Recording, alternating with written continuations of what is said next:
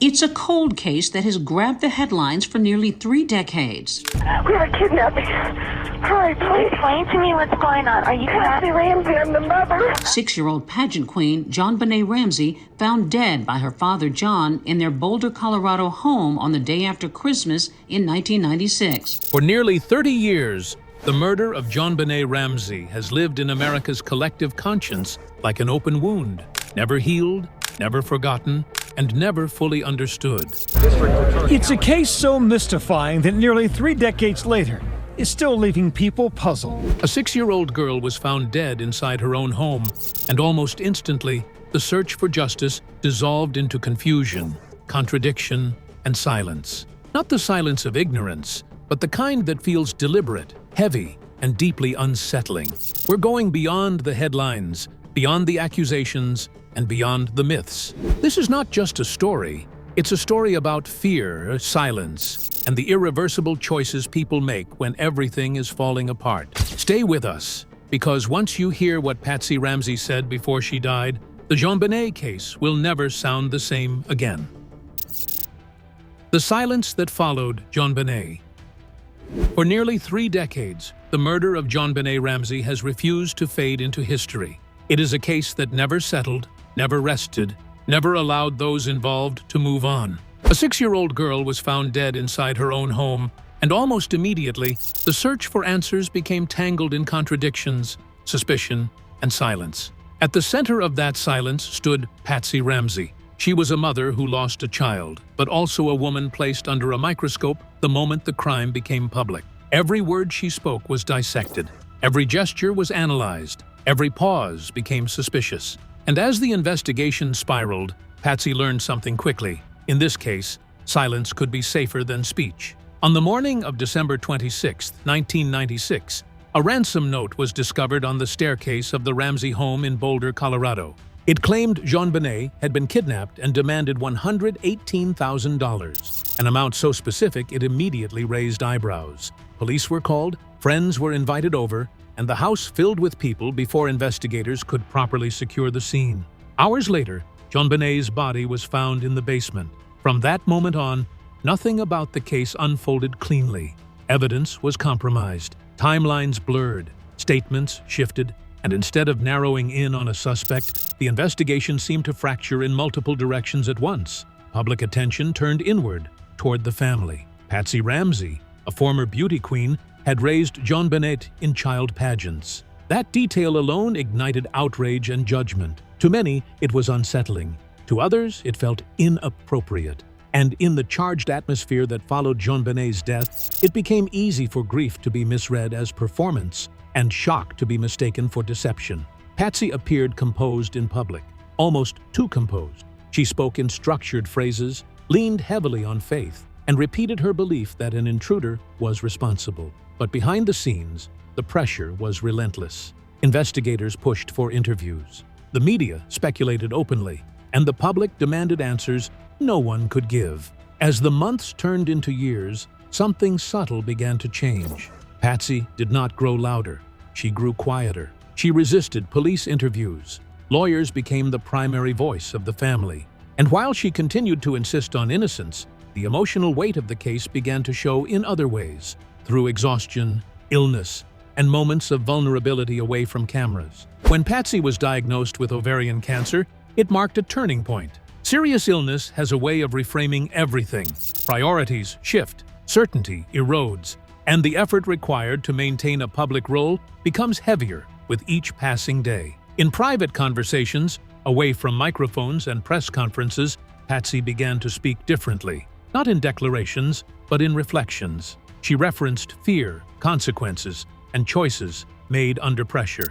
She spoke about that morning less as a fixed narrative, and more as a blur of panic and uncertainty. And occasionally she used a phrase that unsettled those who heard it.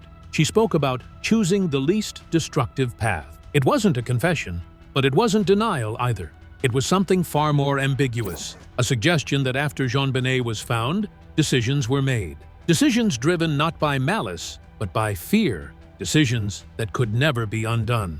And as Patsy's health declined, the silence she had relied on for years began to strain under the weight of memory. Because when people approach the end of their lives, the stories they tell themselves become harder to hold on to, and the truth, or something dangerously close to it, has a way of pressing to the surface. Before the spotlight, there was John Ramsey. Before the Ramsey name became permanently linked to one of the most infamous unsolved murders in American history, John Ramsey lived a life shaped by discipline, routine, and quiet persistence rather than privilege. He did not come from wealth or influence, and nothing about his early life suggested the public scrutiny that would later define him. He worked steadily, served in the Navy, and built his career step by step, believing that stability was earned through structure, control, and responsibility. By the time he settled in Boulder, Colorado, he had achieved what many would recognize as the American dream: professional success, financial security, and a family that appeared orderly and protected. That sense of order mattered deeply to John, perhaps more than anyone realized, because when chaos arrived, it did so without warning and without mercy. The death of JonBenet did not only take a child from the family, it threatened to dismantle everything John had spent his life building. Faced with a crisis he could not reverse, he turned instinctively to the tools that had always worked for him: containment, strategy, and control. Lawyers were consulted quickly, access to the family narrowed, and statements became measured and deliberate, a response that appeared calculated to outsiders, but may have felt necessary to a man trying to prevent complete collapse. Patsy Ramsey experienced the same tragedy very differently. While John retreated into structure and problem-solving, Patsy absorbed the emotional weight of what had happened, and over time, the contrast between them grew more visible. John's account of events remained steady and unchanged, but Patsy's language slowly shifted, not in terms of facts, but in the way she framed the aftermath. She spoke less about the intruder and more about fear, about protecting what remained, and about moments where everything seemed to unravel at once. Investigators took note of these subtle changes, especially as the focus increasingly turned to the ransom note left inside the house. Long, theatrical, and strangely personal, the note became one of the most controversial pieces of evidence in the entire case. Its tone suggested familiarity rather than intrusion. Its phrasing echoed elements tied to Patsy's background, and yet no handwriting analysis ever produced a definitive answer. What was clear, however, was that the note was not written in panic or haste. It appeared deliberate, composed, and forward-thinking, as though the person who wrote it was trying to control not just the moment, but everything that would follow. For John Ramsey, a man shaped by humble beginnings and a lifetime of self-made success, control was not manipulation, but instinct. And in the immediate aftermath of JonBenet's death, instinct may have overtaken reflection. This does not, by itself, establish guilt, but it does suggest intention. And intention is where silence becomes morally complicated. As the investigation dragged on and public suspicion hardened, the Ramseys were scrutinized not only for what they did, but for what they refused to do. Interviews were delayed, cooperation became conditional, and the distance between the family and the outside world continued to widen. Patsy felt that distance acutely, and in private moments, away from John and away from attorneys, she reportedly spoke in ways that were far less certain than her public statements. She described how everything had gone wrong so quickly, how there had been no good options, and how some decisions are made not because they are right, but because they feel unavoidable in the moment. Those words hinted at a deeper moral struggle, one rooted not in cruelty, but in desperation, as the family shifted from reacting to a tragedy to living inside its consequences. As Patsy's health declined and the years passed, the silence that once felt protective began to feel heavy, even suffocating. Because when people approach the end of their lives, the stories they tell themselves become harder to maintain. And with that erosion comes something dangerous: the slow, relentless pressure of memory, pushing truth, or something very close to it, toward the surface. The choices no one wanted to admit. By the time the investigation had stalled and public suspicion had hardened into something permanent, the Ramsey family was no longer living in the immediate shock of JonBenet's death, but in the long shadow of its aftermath, a place where every decision made in those first hours seemed to echo endlessly. What investigators increasingly came to believe was that Whatever truly mattered in this case may not have happened in a moment of violence, but in the moments that followed, when fear took over and instinct replaced reflection. Inside the house that morning, panic did not arrive gradually. It arrived all at once. The discovery of the ransom note, the frantic calls to police, the arrival of friends, and the confusion about what to do next created a situation where control slipped away almost immediately. In that environment, decisions were not carefully weighed against moral ideals, but measured against one urgent question: how do we prevent this from becoming even worse? That question, once planted, has a way of narrowing perspective until every choice feels like a lesser evil rather than a right one. For John Ramsey, whose life had been built on order and containment, the instinct to manage damage may have felt automatic, even necessary. Protecting the family, preserving what remained, and limiting exposure were not abstract strategies, but deeply ingrained responses. Patsy, however, was navigating a very different internal landscape. While John focused outward, Patsy turned inward, carrying the emotional and psychological burden of the loss in a way that grew heavier with time. And it was in those private moments, when the performance of certainty dropped away, that her language began to reveal something else. She spoke less about innocence and more about consequence, less about what should have happened and more about what could not be undone. Friends and confidants later recalled that she sometimes framed the aftermath not as a series of lies or cover-ups, but as a chain reaction set in motion by fear, where each step seemed to force the next. Once the first decision was made, she suggested, turning back no longer felt possible.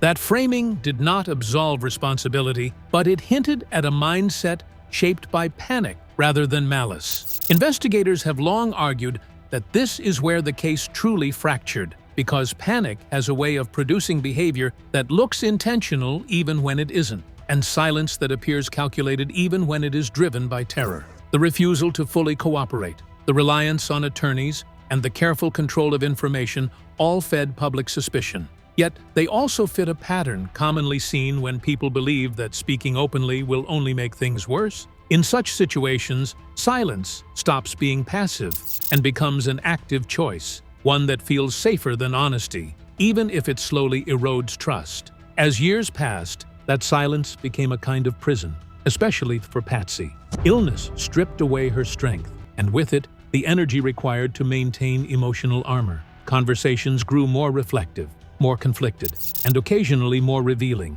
as she wrestled with the idea that protecting the family may have come at a moral cost she could no longer ignore. She did not describe herself as hiding the truth, but as surviving decisions made under impossible pressure, a distinction that mattered deeply to her, even if it satisfied no one else. What makes these moments so unsettling is not that they point clearly toward guilt, but that they blur the line between innocence and responsibility. They suggest a scenario in which the original tragedy was compounded by human fear, where ordinary people, suddenly overwhelmed, chose containment over clarity and silence over confession.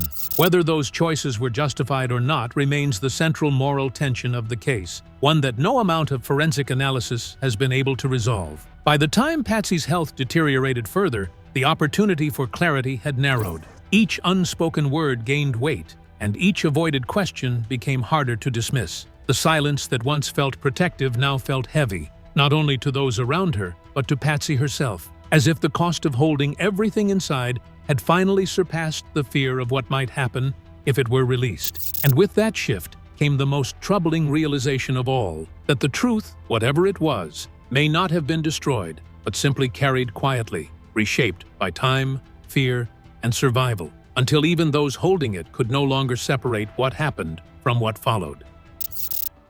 When silence becomes a legacy.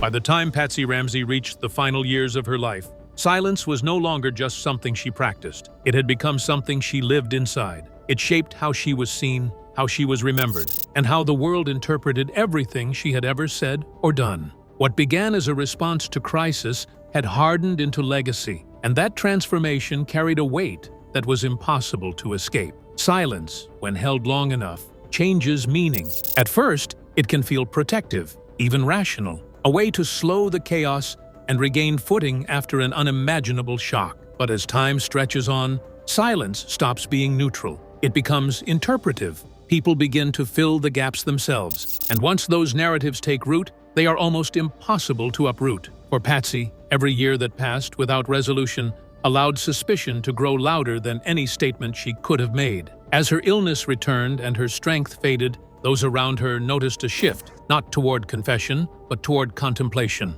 Patsy began speaking more often about identity and consequence, about how a single moment can define a lifetime, and about how fear can convince people they are acting wisely when they are only acting quickly. She spoke of motherhood in quieter, more fractured terms, no longer as something she could defend publicly, but as something she carried privately, with all its contradictions and pain. What haunted her most, according to those closest to her, was not the accusation of guilt, but the permanence of uncertainty. The idea that JonBenet's life had ended without truth or justice troubled her deeply, even as she remained unable or unwilling to provide the clarity the public demanded. In that tension lived a painful paradox, the desire for resolution paired with the inability to risk what resolution might cost. John Ramsey, meanwhile, continued to embody restraint. His responses remained consistent, his language controlled, his version of events unchanged. For a man shaped by humble beginnings and a belief in structure, consistency was not deception, but survival. Yet that same consistency, over time, became indistinguishable from evasion in the eyes of the public. Together, John and Patsy formed a closed system, reinforcing each other's silence, each perhaps believing they were protecting the other from something worse. When Patsy died in 2006, the silence did not end. Instead, it hardened. Whatever answers she might have carried left with her, and the space they occupied was immediately filled by speculation, interpretation, and unresolved grief. The case did not move forward. It froze in place, locked in the finality of her absence. In the years since, the JonBenet Ramsey case has become something larger than a murder investigation. It has turned into a study of human behavior under extreme pressure, of how fear reshapes morality, and of how silence, once chosen, can outlive the reasons that created it. Patsy Ramsey is remembered not only as a grieving mother or a suspected figure, but as a symbol of what happens when truth and survival collide and neither fully wins. What remains most unsettling is not what we know, but what we cannot know. Whether silence was born of guilt, fear, loyalty, or some combination of all three may never be fully resolved, but its impact is undeniable. It shaped a family, redirected an investigation, and left a child's death suspended in ambiguity. And in that ambiguity lies the final legacy of silence. Not peace, not closure, but a question that continues to echo long after the voices at the center of the story have gone quiet. Unanswered questions. Even after Patsy Ramsey's death, the questions surrounding JonBenet did not fade. In many ways, they grew louder, sharper, and more unresolved, as if the passing of time only stripped away distractions and left the core mystery exposed. Without Patsy's voice, however controlled or conflicted it may have been, the case entered a strange new phase, one where absence itself became evidence in the minds of the public. Investigators revisited old files, analysts re-examined interviews, and armchair detectives pored over transcripts with renewed intensity. Every word Patsy had ever spoken was replayed, not as a living defense, but as a fixed artifact, frozen in time and open to endless interpretation. Pauses were scrutinized, phrasing was recontextualized. Statements once dismissed as emotional or scripted were now treated as clues, not because they proved anything definitively, but because there was nothing new to replace them. What troubled many observers was how often the case seemed to circle back to the same moments: the ransom note, the delayed interviews, the contamination of the crime scene, as though the truth had been trapped there all along, just out of reach. Each unanswered question fed the next, creating a chain that no single piece of evidence could break. And with Patsy gone, there was no longer even the possibility of clarification, only reinterpretation. John Ramsey remained, still measured, still consistent, still unwilling to deviate from the account he had held since the beginning.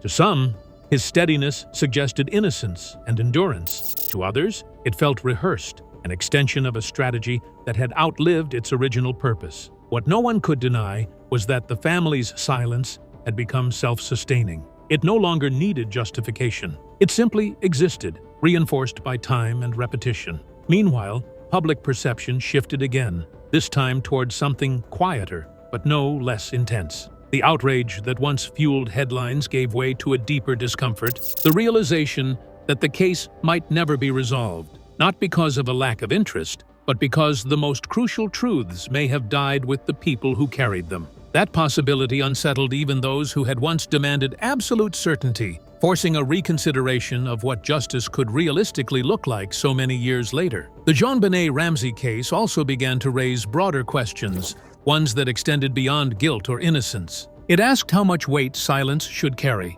whether fear-driven decisions deserve moral understanding, and how much responsibility people bear for the consequences of choices made under extreme pressure. These were no longer questions for a courtroom alone, but for anyone trying to understand human behavior when everything familiar collapses. As time continued to pass, the case settled into a permanent state of suspension, neither active nor closed, existing instead as a cultural and psychological puzzle. JonBenet herself, once the center of the story, risked being overshadowed by the adults and decisions that followed her death. A tragic irony that only deepened the sense of unfinished business. And so the questions persisted, not because they could be easily answered, but because they could not be ignored. They lingered in the gaps between statements, in the silence left behind, and in the uneasy understanding that some truths, once withheld long enough, stopped being recoverable at all. What remained was not resolution, but endurance, a case that survived on uncertainty, carried forward by the very absence of answers it demanded, and destined to remain open in the minds of those who continue to ask what really happened when silence became the loudest voice of all. The truth that time couldn't erase. As the years stretched into decades, one uncomfortable reality became impossible to avoid. Time had not softened the JonBenet Ramsey case, it had sharpened it. While memories faded and witnesses aged, the core contradictions remained intact, preserved by repetition and the absence of resolution. Time, instead of erasing the truth, seemed to protect it, locking it in place where it could neither be confirmed nor dismissed. What investigators and analysts began to acknowledge quietly was that this case had long stopped being about discovering new evidence. The physical trail had gone cold years earlier. DNA debates circled endlessly without consensus. Leads were revisited only to collapse under the same unanswered questions that had stalled them before. What endured was not proof, but pattern. Behavioral, emotional, and psychological patterns that refused to disappear. Patsy Ramsey's words, especially those spoken later in life, began to take on a different weight in this context. Removed from the urgency of press conferences and legal defense, her private reflections sounded less like strategy and more like moral reckoning. She spoke about fear as something that reshapes people, about moments when survival instincts override clarity, and about how once a certain line is crossed, everything afterward becomes about living with what cannot be undone. Those statements did not reveal facts, but they revealed mindset, and mindset became one of the few remaining tools left to understand what may have happened. John Ramsey's steadiness remained unchanged, and over time, it became both a shield and a symbol.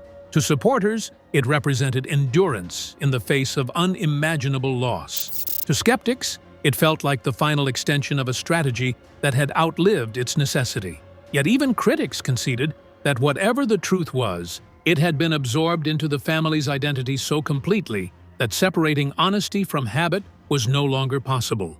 Silence was no longer chosen, it was inherited. What made the truth so difficult to erase was not that it was hidden perfectly, but that it existed in fragments scattered across time. A phrase here, a hesitation there, a decision that only made sense in context. Each fragment alone was meaningless, but together they formed a shape that many could sense, but no one could fully outline.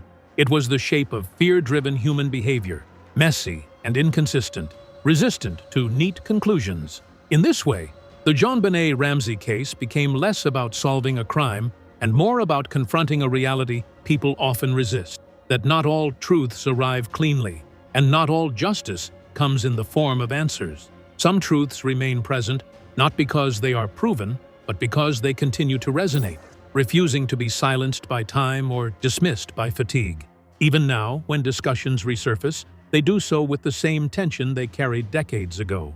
The questions feel as immediate as ever, not because new information has emerged, but because the old information was never resolved. Time has not absolved anyone, nor has it condemned them conclusively. It has simply preserved the uncertainty, allowing it to harden into permanence.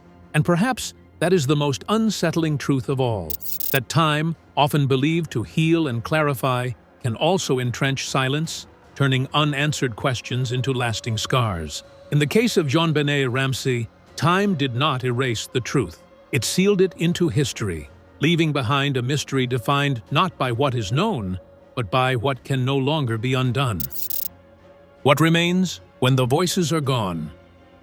When the voices at the center of the JonBenet Ramsey case finally fell silent, what remained was not clarity but echo. Echoes of words half-spoken, decisions half-explained, and truths suspended somewhere between memory and fear. With Patsy Ramsey gone, and with time steadily distancing the world from the events of that December morning, the case entered its final, most unsettling phase. The phase where answers are no longer expected, only interpreted. In many ways, Patsy's death marked the true end of the possibility of resolution. Not because she was definitively guilty or innocent, but because she represented the last emotional bridge between the public narrative and the private reality of that household. Whatever she knew, suspected, rationalized, or suppressed left the world with her. What remained behind were recordings, transcripts, and recollections, fragments stripped of context, forced to stand on their own. John Ramsey continued to live, continued to speak, continued to insist on the same account he had given for decades. His consistency never wavered,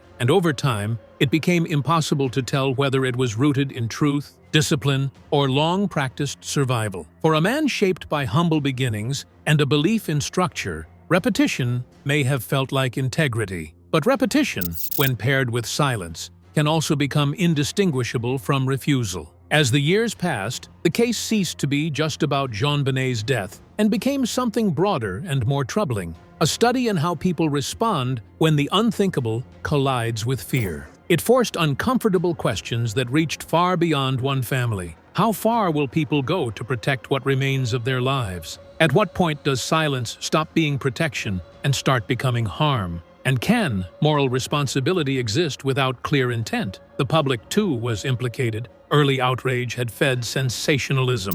Judgment often preceded understanding, and while scrutiny was justified, it sometimes eclipsed compassion, turning a child's death into spectacle and a family's grief into entertainment. Over time, the certainty many demanded gave way to something quieter and heavier. The realization that some cases do not resolve because human behavior itself is not clean or logical under extreme pressure. JonBenet Ramsey, the child at the center of it all, risked being lost beneath layers of adult decision-making, legal maneuvering, and moral debate. She became a symbol, a mystery, a case study. Everything except what she was, first and foremost. A little girl whose life ended violently and prematurely. In the absence of resolution, remembering her humanity became an act of resistance against the noise that followed her death. What ultimately remains is not a verdict, but a warning. A warning about how panic can reshape morality, how silence can calcify into legacy, and how decisions made in moments of fear can ripple outward for generations. The Ramsey case reminds us that truth does not always arrive as revelation. Sometimes it survives only as pressure, as something felt but never fully articulated. And perhaps that is the final, most uncomfortable truth of all, that the JonBenet Ramsey case endures not because it can be solved, but because it exposes something deeply human, the fragility of certainty, the cost of silence, and the way unresolved choices can outlive everyone who made them. When the voices are gone, what remains is not peace, it is the question. And in this case, that question may be the only thing that never dies. Some stories don't end, they linger. If this case unsettled you, don't look away. Stay with the questions. Like the video, subscribe for more deep dives, and tell us in the comments, what do you think really happened?